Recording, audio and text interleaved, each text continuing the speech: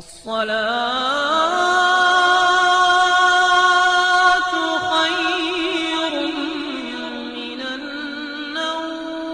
پیارے دوستو، حضرت امام شافعی رحمہ اللہ علیہ کے زمانے کا واقعہ ہے۔ ایک علاقے کا حاکم تھا، وہ اپنی بیوی کے ساتھ اپنے گھر میں تنہائی کے لمحات میں تھا۔ شوہر اچھے موڈ میں تھا، مگر بیوی کسی وجہ سے اس سے ناراض تھی۔ اب شوہر جتنا اس سے محبت و پیار کی باتیں کرتا، وہ بیوی اتنا ہی اس سے چڑھتی اور اس سے بدتمیزی کرتی۔ حتیٰ کہ جب شوہر نے بہت زیادہ اس سے محبت کا اظہار کیا تو عورت کا دماغ اس وقت گرم تھا۔ وہ بے وقوف آگے سے کہنے لگی کہ جہنمی پیچھے ہٹ جا، مجھے ہاتھ مت لگانا۔ اب جب اس نے اپنے شوہر کو جہنمی کہا تو آخر وہ بھی مرد تھا، اس کو غصہ آ گیا اور اس نے کہا، اچھا اگر میں جہنمی ہوں تو پھر تجھے بھی میری طرف سے طلاق۔ اب رات گزر گئی، جب دونوں کا دماغ ٹھنڈا ہو گیا تو عورت کو بھی اپنی غلطی کا احساس ہوا کہ میں نے اپنے شوہر سے ناراضگی کی، مگر مجھے یہ لفظ تو نہیں کہنے چاہیے تھے کہ جہنمی پرے ہٹ، میں تو غلطی کر لی۔ اب وہ اپنی خاوند سے، اپنے شوہر سے پوچھنے لگی کہ جی کیا مجھے طلاق ہو گئی؟ اس نے کہا، پتہ نہیں، یہ شرطیہ تھی کہ اگر میں جہنمی ہوں تو تجھے میری طرف سے طلاق، لہٰذا مجھے علماء سے پوچھنا پڑے گا۔ شوہر نے علماء کو بلایا اور علماء کہنے لگے، اس کا جواب ہم تو نہیں دے سکتے، اس لیے کہ اس کی کوئی گارنٹی دے کہ آپ جہنمی نہیں ہیں۔ کون فیصلہ کر سکتا ہے؟ یہ تو قیامت کے دن اللہ تعالیٰ فیصلہ کریں گے۔ لہٰذا یہ بات زبان زد عام ہو گئی، سینکڑوں علماء سے رابطہ کیا گیا، مگر کوئی عالم، کوئی مفتی اس کا جواب نہیں دے پا رہا تھا۔ بادشاہ پریشان تھا، وہ بھی اپنی اتنی خوبصورت بیوی کو طلاق نہیں دینا چاہتا تھا، بیوی بھی اب طلاق لینا نہیں چاہتی تھی۔ چنانچہ امام شافعی رحمہ اللہ علیہ کو کسی نے بتایا کہ جی فلاں علاقے میں یہ واقعہ پیش آیا ہے۔ انہوں نے فرمایا، مجھے وہاں لے چلو، میں اس سوال کا جواب دے سکتا ہوں۔ چنانچہ امام شافعی رحمہ اللہ علیہ آئے اور انہوں نے حاکم سے پوچھا کہ کیا واقعہ پیش آیا؟ انہوں نے بتایا کہ اس طرح میری بیوی نے یہ الفاظ کہے اور میں نے اس کے جواب میں یہ الفاظ کہے، اب بتائیں طلاق ہوئی ہے یا نہیں؟ امام شافعی رحمۃ اللہ علیہ نے فرمایا کہ بادشاہ سلامت، اس کا جواب دینے کے لیے مجھے آپ سے تنہائی میں کچھ باتیں پوچھنی پڑیں گی۔ اس نے کہا، بہت اچھا۔ چنانچہ امام شافعی رحمہ اللہ علیہ نے اس سے کہا، بادشاہ سلامت، مجھے زندگی کا کوئی ایسا واقعہ بتائیے کہ جس میں آپ گناہ کرنے کا موقع رکھتے ہوں، گناہ کرنا آپ کے لیے آسان ہو، مگر اللہ رب العزت کے ڈر کی وجہ سے آپ نے اپنے آپ کو بچایا ہو، کوئی واقعہ ایسا سنائیں۔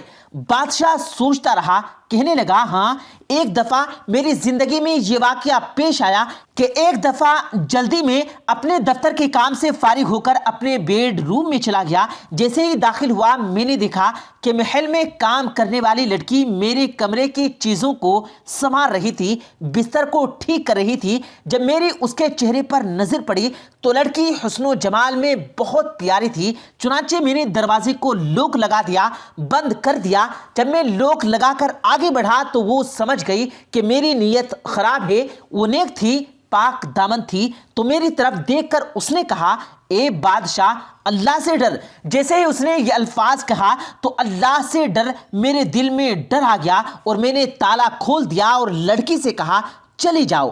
حالانکہ اگر میں چاہتا تو لڑکی سے اپنی خواہش پوری کر لیتا، مجھے کسی نے پوچھنا ہی نہیں تھا، مگر اس نیک بچی کے یہ الفاظ میرے دل پر بجلی بن کر گرے اور مجھے اللہ کا ڈر پیدا ہو گیا اور میں نے گناہ کے اس موقع سے بچنے کے لیے اس لڑکی کو واپس بھیج دیا۔ اور یہ ایک ایسا گناہ ہے جو میں کر سکتا تھا، مگر اللہ کے ڈر کی وجہ سے میں نے نہیں کیا۔ جب اس نے یہ واقعہ سنایا، امام شافعی رحمۃ اللہ علیہ نے اس سے کہہ دیا کہ آپ کی بیوی کو طلاق واقع نہیں ہوئی، اس لیے کہ آپ جہنمی نہیں بلکہ جنتی ہیں۔ جب انہوں نے یہ فتویٰ دیا، سارے کے سارے علماء ان سے بحث کرنے لگے کہ آپ کیسے کہہ سکتے ہیں، آپ کیسے جنت کا ٹکٹ دے سکتے ہیں، کیا پرمٹ آپ کے ہاتھ میں ہے کہ آپ کہیں کہ یہ جنتی ہے یہ جہنمی؟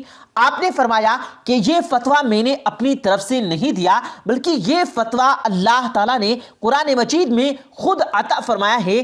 جی قرآن مجید میں کیسے؟ انہوں نے کہا کہ قرآن مجید کی آیت ہے سورہ نازیات کی آیت نمبر 39، جس میں اللہ تعالیٰ فرماتے ہیں، اور جو شخص اپنے رب کے سامنے کھڑا ہونے سے ڈرا اور اس نے اپنے نفس کو خواہشات میں پڑنے سے بچا لیا، بس اس کا ٹھکانہ جنت ہوگا۔ اللہ نے چونکہ فرما دیا، لہٰذا میں فتویٰ دیتا ہوں کہ اس کبیرہ گناہ سے بچنے کی وجہ سے یہ بندہ قیامت کے دن جنت میں داخل ہوگا۔ جو بچی آج کے دور میں ایک گناہ کی دعوت ملنے کے باوجود اپنے آپ کو مضبوط رکھتی ہے اور اپنی عزت اور پاک دامنی کو محفوظ رکھتی ہے اور دعوت دینے والے کا جواب نہیں دیتی ہے، ہٹ دفع ہو یہاں سے کہا جواب دیتی ہے، یہ لڑکی قیامت کے دن اللہ کی جنتوں میں داخل کی جائے گی اور اللہ کا دیدار عطا کیا جائے گا۔ اللہ تعالیٰ ہمیں بھی پاک دامنی کی زندگی گزارنے کی توفیق عطا فرمائے اور اس آیت پر عمل کرنے کی توفیق عطا فرمائے۔ ایک مرد کا خواب ہوتا ہے کہ اسے ایک پرفیکٹ بیوی ملے، اور ایک عورت چاہتی ہے اسے بھی ایک پرفیکٹ شوہر ملے، مگر وہ یہ نہیں سمجھتے کہ اللہ تعالیٰ نے انہیں ایک دوسرے کو مکمل کرنے کے لیے بنایا۔ بیوی کی خوشیوں اور خواہشوں کا خیال رکھنا شوہر کی ذمہ داری ہے، کیونکہ وہ آپ کے علاوہ کسی سے نہیں کہہ سکتی۔ مرد خود کو عورت کا خدا سمجھتا ہے۔ ایسے کتنے ہی جملے ہم کتنی آسانی سے کہہ دیتے ہیں، مگر کبھی سوچا ہے کہ مرد کس قدر مشقت کرتا ہے اپنی عورت کا سائباں بننے کے لیے؟ اسے معاشرے کی سرد گرم سے بچا کر رکھتا ہے، اپنا آپ مارتا ہے، کماتا ہے اور اسے پیسے سے اپنی عورت کے لیے دنیا کی ہر سہولیت خریدتا ہے۔ قدر کریں اس کی، جس کی وجہ سے آپ ایک محفوظ چھت تلے بیٹھ کر ایک آسائش بھری زندگی گزار رہی ہیں۔ ایک لڑکے نے اپنے بابا سے پوچھا، بابا مرد کو کیسے پتا چلے اس کا کردار کیسا ہے، کیونکہ کوئی شخص خود کو غلط نہیں کہتا۔ بابا نے کہا، جب تمہاری خواہش ہو کہ تمہاری بیٹی بہن کو تم جیسا مرد ملے تو سمجھ جاؤ تم حق پر ہو، ورنہ خود کو سدھار لو۔ مرد کو کمانے کے قابل اس کے والدین بناتے ہیں، مگر حق اس کی کمائی پر بیوی صرف اپنا حق سمجھتی ہے۔ ایک باوقار شوہر اپنی بیوی کو اپنی عزت سمجھتا ہے اور کبھی اس کا وقار اور عزتی نفس کو نہ خود مجروح کرتا ہے اور نہ کسی کو ایسا کرنے کی اجازت دیتا ہے۔ کسی بھی مرد کی زندگی میں بہار اس کی نیک بیوی سے آتی ہے۔ باپ کے بعد اچھا شوہر بیوی کے سر کی چھت ہوتا ہے، اس کا مان ہوتا ہے۔ جب بیوی تم سے کوئی سوالات کرتی ہے تو اس کا مطلب یہ نہیں کہ وہ تم پر شک کرتی ہے، بلکہ تمہارے اور قریب آنا چاہتی ہے۔ عورت کو اگر وقت، محبت، اعتماد اور سب سے خاص چیز عزت دی جائے تو وہ جان دے سکتی ہے، مگر بے وفائی نہیں کر سکتی۔ ایمان کی راہ میں شوہر کا ساتھ دینے والیاں، خیانت نہ کرنے والیاں، اس زمن میں حضرت خدیجہ رضی اللہ تعالی عنہا کی خوبیاں بیان کی گئی۔ اللہ نے آپ سے جنت میں محل کا وعدہ کیا، کیونکہ وہ دنیا میں شوہر شعور اور اونچی آواز میں بات کر کے ایذا دیتی تھی، شوہر کی مشکلات اور تکالیف میں ان کی معاونت اور خیال رکھنے والی تھی، دلاسا دیتی۔ سب سے اول ایمان لائی، شوہر کی بات کی تصدیق کی، مشکل وقت میں آپ صلی اللہ علیہ وآلہ وسلم کو تسلی دی، دل بڑھایا، آپ کے مکارم اخلاق کا اچھے الفاظ میں ذکر کر کے آپ کی ہمت افزائی کی، رسول پاک صلی اللہ علیہ وآلہ وسلم کا ساتھ دیا، نہ صرف حرا میں جانے دیا بلکہ خود کھانا پہنچانے کا اہتمام کرتی اور خیال رکھتی، اپنا سارا مال رسول کریم صلی اللہ علیہ وآلہ وسلم کے لیے وقف کر دیا۔ بہرحال وہ آپ صلی اللہ علیہ وآلہ وسلم پر خرچ کرتی تھی۔ وہ خوبصورت اور خوب سیرت مشہور تھی، ذہین اور معتبر تھی۔ وہ طاہرہ کا لقب رکھتی تھی، کم عمر کنواری نہ تھی، مگر شوہر کو اپنے اوصاف کی بنا پر محبوب تھی۔ وہ قدردان تھے۔